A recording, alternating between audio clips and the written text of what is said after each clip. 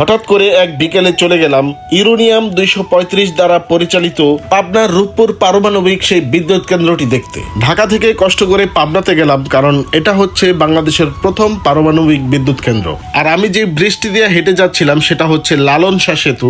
সেতুর ডান পাশে পারমাণবিক বিদ্যুৎ কেন্দ্র এবং বাম পাশে রয়েছে একটি ব্রিটিশ আমলের ব্রিজ, যেটার নাম হচ্ছে হার্ডিঞ্জ ব্রিজ। আর এখানে লালন শাহর ছবি দেখেই আমি বুঝতে পেরেছিলাম যে আমরা অলরেডি লালন শাহ সেতুতে চলে এসেছি। আর কুষ্টিয়া থেকে পাবনা যাওয়ার সময় একটি 4 রাস্তার মোচরে ছিল কুষ্টিয়ার সেই বিখ্যাত লোকদের ছবি। সারাদিন ঘোরাফেরা শেষে যখন একটু খাবার দাবার দরকার, তখন চলে গেলাম কুষ্টিয়া শহরে কাচ্চি ডাইনে। সারাদিন ঘোরাফেরা শেষে যদি একটু ভালো মানের খাবার না খেতে পারি তাহলে আসলে ঘোরাটাই বৃথা। আমি এবং আমার ভাই ব্রাদাররা মিলে চলে গেলাম কুষ্টিয়ার কাচ্চি ডাইনের ব্রাঞ্চে। আর সেখানে আমরা অর্ডার করি টেবিল ভর্তি খাবার।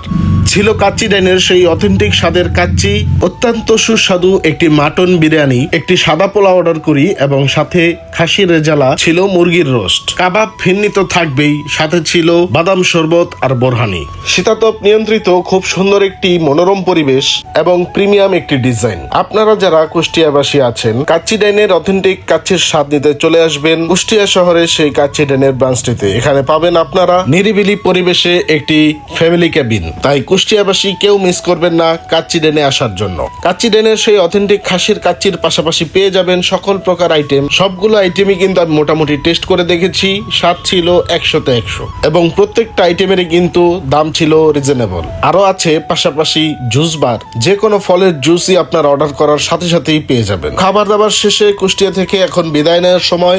সবার সাথে আবারও দেখা হবে কুষ্টিয়াতে। সবাই ভালো থাকবেন। আসসালামু আলাইকুম।